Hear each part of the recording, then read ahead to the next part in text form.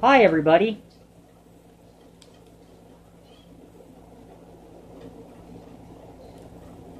Turn down that stupid TV. Oh, my. I am the Cynical Shiny. Some people call me Rhoda Peridot. I like to call myself, Michael.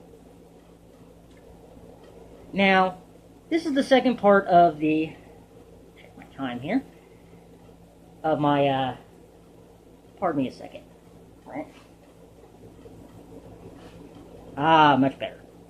Anyway, this is the part 2 of the first of the Comics I Love series, not the first. Well, actually, it is the first, wouldn't be. I plan on doing one of these for the second volume of the comics, but for right now, I would like to talk to you about Marvel's Ruins. Why do I like this comic book? Well, despite it being a take on the normal Marvel landscape as we know it, in which, like, Bruce Banner got irradiated by gamma radiation and became the Hulk. Captain America was part of this experiment, U.S. government, to create a super soldier in World War II. Let's see, Tony Stark actually still has the heart thing. It's weird. And, well, let's see, what else? Captain Marvel, the Kree. That's different in this story. In the mainstream Marvel universe, he was a person who fought against the Kree coming down to Earth and basically taking it over. And he basically came to Earth to be a champion for him. And he ended up dying of cancer there, which kind of sucks for him. But anyway, that kind of plays into this book. First of all, if you remember how it starts off with our little protagonist here, Phil Sheldon. He's basically watching the explosion of the last Avengers Quinjet. So basically, he is checking out the end, if you will. Yep. And it goes on to talk about, like, oh man, how did everything go so wrong?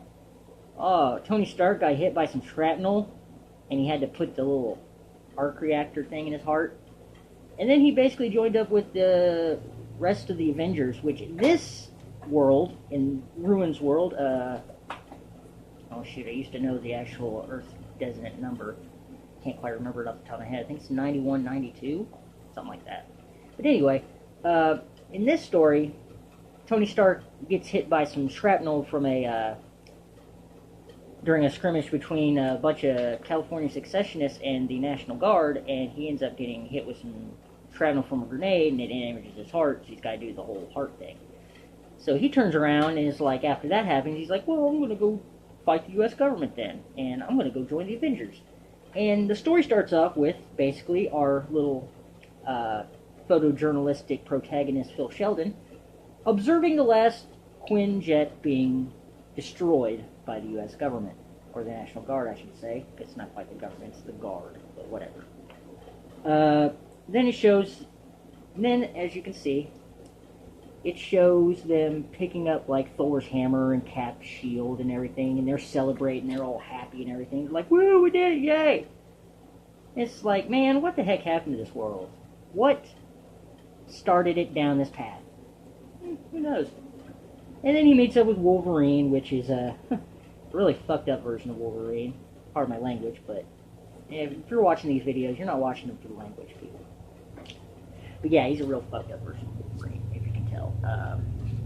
He's got like a bone disease. His bones are basically rotting.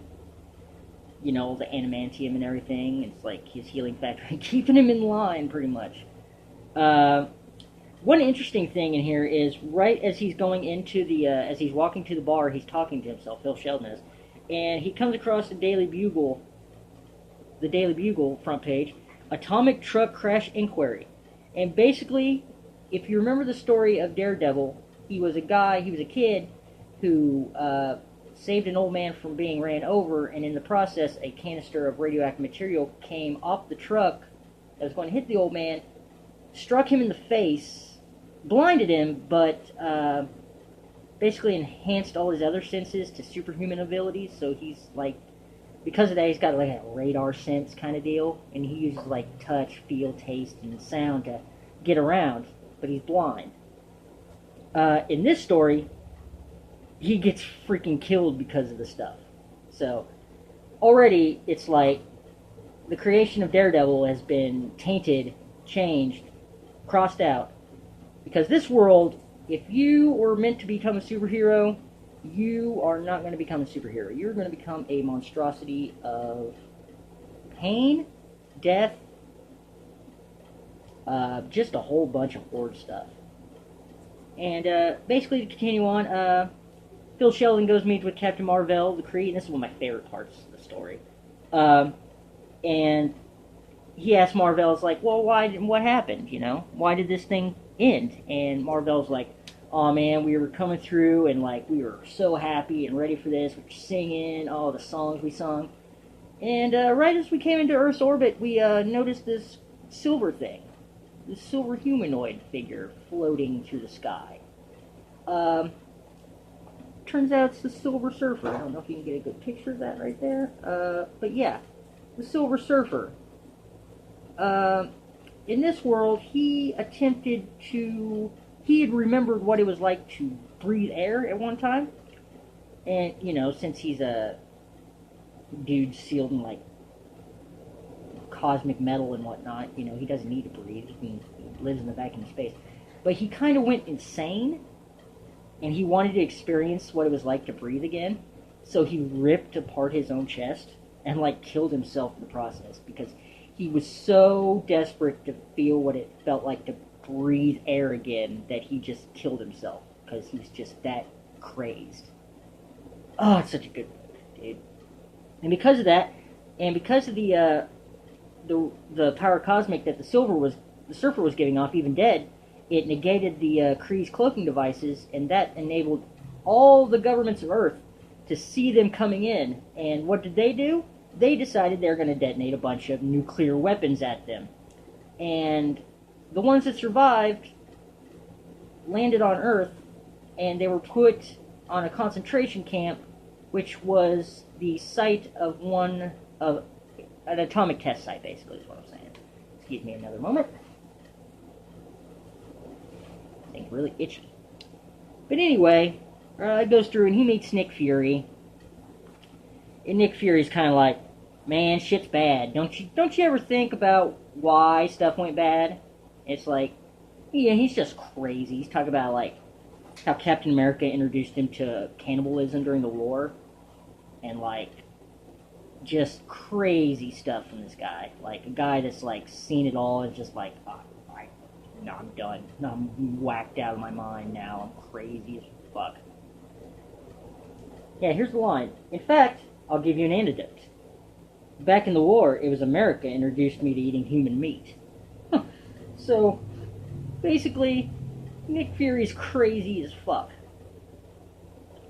And how his interaction with old Sheldon ends is he's like, I'm going to take a short nap now. He's like, but you remember, I'm clean. We killed America with a Patriot missile last week. And he basically shoots himself. So it's like, okay. And the book ends with him going to meet Rick Jones. And if you know anything about Marvel, you know Rick Jones was like Captain America's partner for a short time. He was like the dude that Bruce Banner rescued from the Gamma Bomb detonation. You know, he's been friends with all the various heroes and everything. Basically, like, the Hulk's best friend, if you will, kind of deal. And in this world, he is appears to be like an addict, something like that. Kind of be here. But anyway. I don't know why my, thing's going so people. Sorry. But anyway, basically he's a smack addict, but Sheldon goes to him and is like, hey, tell me what the deal is with you. And he's like, okay, well, here's the deal.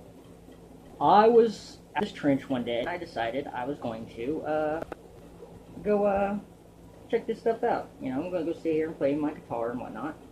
And he sees a scientist coming through, and he's like, "Yeah, I'm going to go punch this guy in the face because he's such an idiot." And, you know, it basically plays off like the original Incredible Hulk story. You know, Bruce Banner sees him sitting out there, he runs out on a motorcycle and pushes him down in the trench, everything like, but instead of him becoming the Hulk, he becomes this thing. This massive, nasty mass of tumors. Lovely, let me tell you. And Rick Jones' whole reason is why he wanted to tell Sheldon this is because he wanted to do it before the CIA came and got him.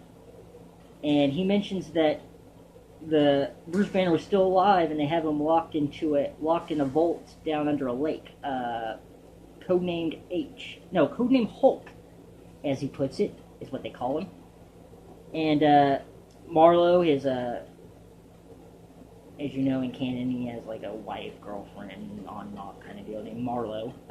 She's in it, but she's like, "Oh, fuck you, man, you fucking liar, blah blah," and he's like, "Bitch, I will slap the shit out of you." And that's what he does. And but before he tells Sheldon like his story, he takes a drink of liquid morphine. And as Sheldon's leaving, he's like, "Yeah, this is definitely like a junkie tale, like a smack crack addict or something like that would come up with. But there's one thing: liquid morphine is not a junkie's drink. It is used to blot out the pain of cancer. So when all that went down with Banner and everything, Rick Jones ended up contracting cancer because of the gamma radiation anyway. And so basically, it's like he's fucked either way he goes. And as Phil Sheldon leaves Rick Jones' apartment, he trips over the dead body of the Punisher. And then he's like, "I ain't got a lot of time left. I want to tell this story. Please let me tell my story. I don't want to die before I tell my story." Blah, blah, blah, blah.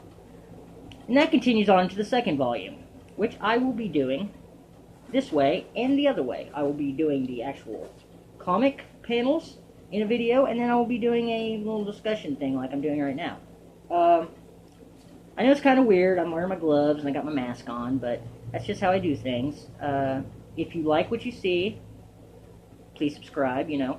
And if you want to continue to hear me rant about comic books and everything, just stay tuned. Until then, I am the Cynical Shiny, or Erotic Paradox, however you want to put it. And anyway, we'll see you in the funny papers, people. Laters.